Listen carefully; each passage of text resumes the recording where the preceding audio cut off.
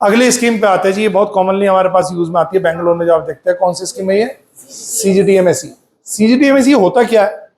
देखो, बड़ी परेशानी है कि किसी को भी फाइनेंस चाहिए, लेकिन उसके पास प्राइमरी सिक्योरिटी तो सबको समझ में आती है। उसने अगर पैसा लिया प्लांट मशीनरी के लिए, परचेज के लिए, तो वो तो बैंक के मॉर्गेज में चली ही गई, ठीक है, उसकी सिक्योरिटी में आई गई। उसको प्राइमरी सिक्योरिटी बोलते हैं, जिसके लिए आपने पैसा खर्च लिया है, उस पर इन्वेस्ट किया। बट वर्किंग कैपिटल लोन भी होता है, बाकी चीजें भी होती है। तो बैंकों को चाहिए कि उनकी रिकवरी अगर रुक जाए या बिजनेस फेल हो जाए, तो हमारा पैसा कैसे हम उससे ले सकते हैं प्रेशर डाल के। तो बैंक हमेशा क्वालिटी की बात करता है। कोई जमीन हो, कुछ हो, वो आप उसमें रखवा लेता है, ओनर से, प्रोपराइटर से, पार्टनर से, जो भी है, डायरेक्टर से। थर्ड पार्टी गारंटी बोल सकते हैं आप। ये सब चीजें बैंक सिक्योरिटी पे लेता है, लेकिन किसी के पास ये नहीं है तो उसको लोन नहीं मिलेगा क्या? और उसमें है ही नहीं वास्तव में। होता तो शायद वो बैंक में भी नहीं जाता, बाई चांस ऐसा भी हो सकता है। तो गवर्नमेंट ने एक सिस्टम निकाला कि हम गवर्नमेंट उसके ब्याज पे गारंटी दे रही है बैंक को। यानी बैंक को कह रही है कि आप इसको लोन दे दो, और अगर ये डूब गया अकाउंट, एनपीए में चला गया, और जितना बैंक का नुकसान हुआ वो हम देंगे, लेकिन 100% नहीं देता। ये 75 to 90% तक मैक्सिमम इसमें जो है वो कवर होता है। कोई लोन आपका जो कवर होगा 75% से 90% ही कवर होगा सीजीटीएमएस स्कीम में। यानी बाकी की जो अमाउंट है उसको कवर नहीं करेगी गवर्नमेंट।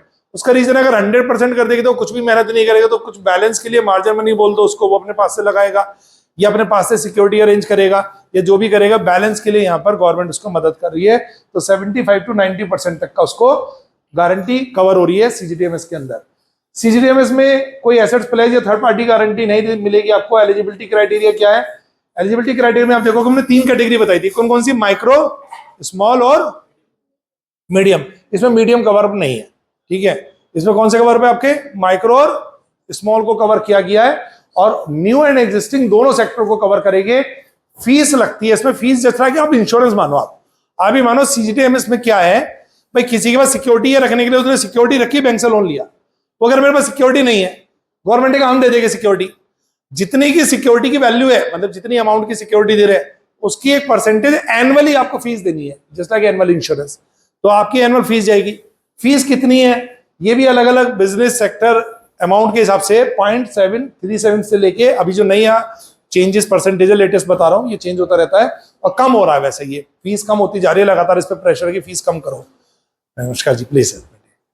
तो 0.37 से लेके 1.2% तक का ये फीस लगेगा। और ये मैं बात कर रहा हूं कब? जो बैलेंस है 1/4/2025 ऑनवर्ड्स ये चेंजेस है। मैं यहां पर एक चीज पूछना चाह रहा हूं और आप भी समझ ले इस बात को। आज 50 लाख का लोन था, 40 लाख का मान लीजिए सीजीटीएमएस में कवर हो गया, तो 40 लाख पहली बार उसने लोन लिया, तो जो भी उसको परसेंटेज लग रही होगी 0.37 से 1.2 तक, वो परसेंटेज 40 लाख पे लग गई, दे दिया उसने। अब पूरे साल लोन चला तो कुछ उसने ईएमआई वगैरह दी होगी, अगर टर्म लोन होगा जैसे भी होगा, तो कोई बैलेंस कम भी हुआ होगा। अब 40 से कम हो गया 35 हो गया नेक्स्ट ईयर। अब अगली बार का जो परसेंटेज लगेगी या इंश्योरेंस होगा, जिस हमारे व्हीकल कार में होता है, पहले साल में वैल्यू कार की ओरिजिनल कॉस्ट, फिर उसकी डब्ल्यूडीबी निकलती है, जो भी उसका पैरामीटर आईआरडीए का, फिर उसके हिसाब से जो रिड्यूस वैल्यू है उस पर मिलता है ना। तो इंश्योरेंस इसलिए प्रीमियम कैसा होता चला जाता है, परसेंटेज में सेम भी रहे लेकिन ग्रॉस अमाउंट में कम होता चला जाता है, क्योंकि उसका जो कवर वैल्यू है, रिस्क कवर है, वो अपने आप में कम हो गया है।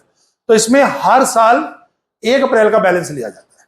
तो 1 अप्रैल का जो बैलेंस होगा, उस बैलेंस पर जो 1 अप्रैल में आउटस्टैंडिंग बैलेंस होगा अकाउंट, लोन अकाउंट में, जितना सीजीटीएमएस में पोर्शन कवर हो रहा है, उसके ऊपर ये परसेंटेज लगेगी, उतनी फीस यहाँ पर चार्ज होगी, उसके अकाउंट से डेबिट हो जाएगी।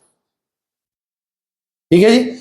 तो ये हम अपने रिवेन्यू लीकेज में भी, बाकी चीज में भी परसेंटेज गलत तो नहीं लगा ली। जब हम रिवेन्यू ऑडिट, कॉन्करेंट ऑडिट, बाकी चीज करते हैं और कवर अप है, तो उसको चेक कर सकते हैं, कुछ सैंपल बेस पे चेक कर सकते हैं, 2 4 5 देख के कि बैंक सही डायरेक्शन में काम कर रहा है या नहीं कर रहा। लेकिन उसके लिए मेरी चीजें पता होनी चाहिए।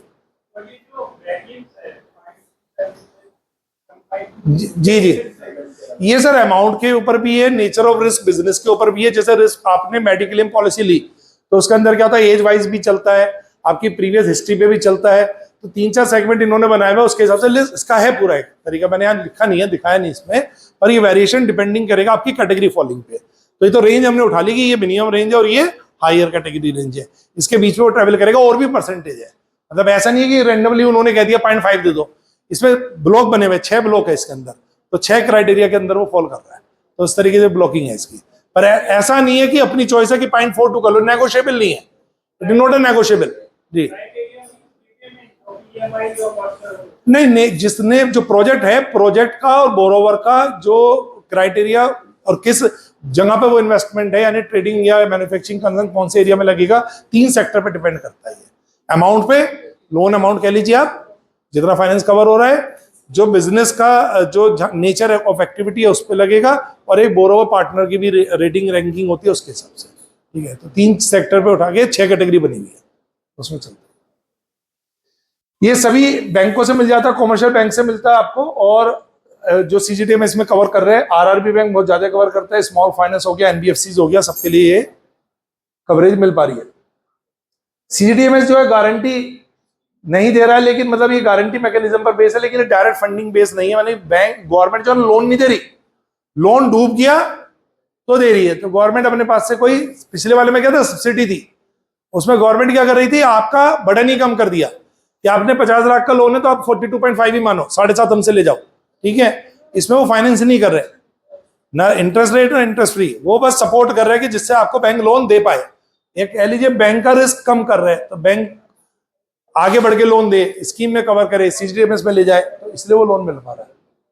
और सीए का देखो जो रोल है वो कहीं ना कहीं बैंकिंग फाइनेंस के अंदर सीजीटीएमएस स्कीम में अपने क्लाइंट को भी एडवाइस दे सकता है, जिसको नहीं मिल पा रहा उसको सपोर्ट करवा सकते हैं।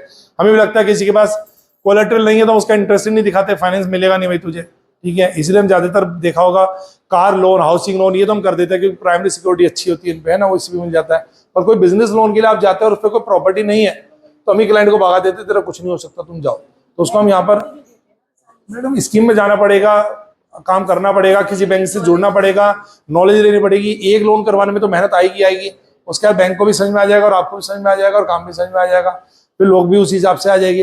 ये तो देखो जिनको एरिया सर्च करना है या करना चाहता है, या फिर ऑडिटिंग पार्ट में आप जा रहे हैं तो वहां चेक कर सकते हो, और तो कोई इसका कोई डायरेक्ट यूज मिलेगा नहीं कहीं। ये जो मैं आपको परसेंटेज बता रहा था 75 to 90, ये अलग अलग कैटेगरी बनी हुई है, अमाउंट के हिसाब से भी आ रही है ये। ठीक है, जो गारंटी का पोर्शन होगा माइक्रो एंटरप्राइज के लिए अलग है, एमएसएमई के लिए अलग है, उसमें जम्मू कश्मीर एरिया वाइज हो गया, नॉर्थ ईस्ट रीजन में ज्यादा कर दिया है, वुमेन एंटरप्रेन्योर के लिए ज्यादा कर दिया है, ऐसे SC ST के लिए कर दिया है। तो ये भी रेंजिंग देखनी पड़ेगी, वो रेंज मैंने आपको बता दिया था 75 to 90% तक आपको कवर हो सकता है।